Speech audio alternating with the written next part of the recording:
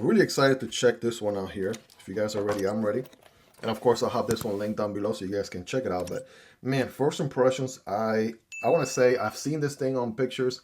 I've seen this thing on Instagram reels and whatnot. I do follow Knife Standards, and he's part of, you know, some pass around groups and whatnot. So we have sent each other stuff in the past, but I'm finally getting a chance to see this thing in person. And man, oh man, this thing looks so good. Let me get you a closer look here. 5x scientific zoom. You can see the orange peel on this titanium right there. Looks really nice. Then we have the Frosty, keep it frosty, carbon fiber, RR station for railroad, right? This one's supposed to, at least one of the versions, is supposed to mimic like a knife, like a locomotive. I'm not sure if this blade does, but one of the blades, I think a Warncliffe blade does. It is the RR3 with the wire clip, which is deep carry, and also reversible on the other side, stand-up construction. And there it is, a little nice touch of detail. Number 11, just like we saw on the certificate of authenticity, right? We got thumb stud deployment and a front flipper. And if you guys are ready, I'm ready. Let's go ahead and bam, send it, right? Here we go. We got the drop point blade, right? Full flat grind on this one. Holy smokes. That bell satin finish is definitely a gorgeous sight to behold right here. Look at that. Oh man, that looks so good, especially with the full flat grind right there. That's looking awesome. Vanax steel or Vanax SuperClean, right? It's the steel on this one, right? Try to say that 10 times fast.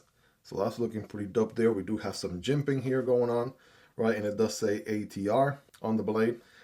Feeling the ergos right here. This actually feels really nice, you guys. So this curvature right here leads your index finger. All other fingers follow suit. I'm able to get a full purchase right there. Hammer grip with my average size hands. All right, I'm able to get a full purchase. And we do have a little bit of a finger choil right here. So we can forward choke on this bad boy all day, every day. That actually feels nice and comfortable too. The jimping certainly helps. And the pocket clip, wire pocket clip, is actually pretty comfortable. Actually a good 9.5 out of 10, and it's reversible, so lefties can enjoy as well. Liner lock with, let's see, let's check out the lock up here, right? Looking like a, what is that, guys? You be the judge there, good 30% or so. We can see the D10 ball, and that is a steel liner, right? For steel on steel contact, so that's good. We don't necessarily have a ton of access from the show side, but it's very easy to push down and to the left. There we go. And disengage this guy. Yeah, that feels nice. Let's check the drop shot action. Oh yeah, this thing is on ball bearings. And, oh yeah, it drops really good. A little bit of a shake shutter, right? Gotta kind of give it a little bit of a persuading shake right there. And then it drops very nicely. Nice, and then we can, thumb deployment is money, reverse flick. Oh, that feels good too. Check that out. Nice. I'm using the meat of my middle finger for that reverse flick. All right, and that feels nice. And of course, we got this front flipper here. So, whoa. Okay, hold on. There we go. It's actually it's a little bit on the softer side, so I don't have to build a ton of pressure. Some front flippers are built, so you have to build a ton of pressure before overcoming the detent.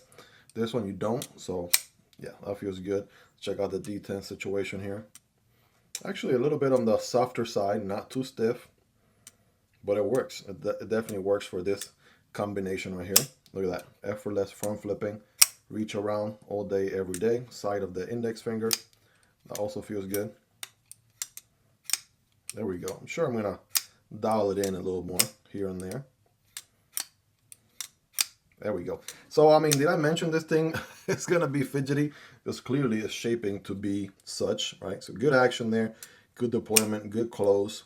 I love the pivot right there with the square. That looks nice with the RR T8. Is that a T8 or a T10? It looks like maybe a T10 on this side. I'm actually kind of curious right now, so I'm going to use my Oracle quick bit screwdriver right here. EDC screwdriver right here. Let me see. I'm going to get my T8 and... oh yeah, there we go, T8. It just looked bigger for some reason. So we have T8 everywhere pretty much except the, well, this one here is a T8. And this one here is a T8. So just getting ready to say T6 somewhere, but no, even the thumb studs are T8. So T8 all around, nice standards. That's definitely the way to go. Good job on that. And man, this thing feels really, really good. Definitely making a great first impression here, no doubt about it. Let's go ahead and do some quick comparisons here size-wise. There's the MSI from Microtech. Here's the Stitch. You can see this guy is it's on the large category, but not extra large, so that's good. Here's the PM2. It's actually a little bit shorter than the PM2. it actually, let's see, compares to the RR3 pretty well. You guys be the judge right there. So that means it's actually going to compare very well to the Demco 8020.5 and the Kumbu chat. Right, check that out. Yeah, the chat is going to be a little bit bigger, but the 8020.5 for sure is right there in the same vicinity. And last but not least, there's the Civivi Vision FG. That's going to be a hair larger. And the Kaiser Melotol is going to be a little bit larger as well. Again, links to all these knives down below if you guys want to check prices, availability, and variants. But yeah, man, I got to tell you, I'm really impressed with this one. The fit and finish, the QC.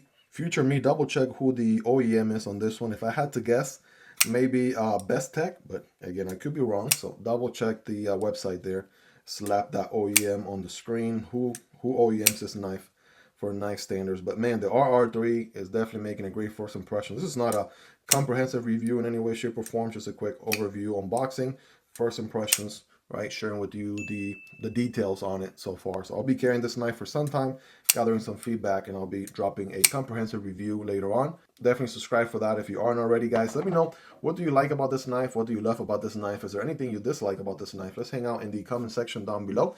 Again, links to all these knives down below as well. It does help out the channel when you use those links, but that's entirely up to you and at zero extra cost. Hope you guys really enjoyed this one. If you made it to the end, you're the real MVP. Hope you guys have a wonderful rest of your day. Take care, and I'll see you on the next one, either this one or this one. Peace.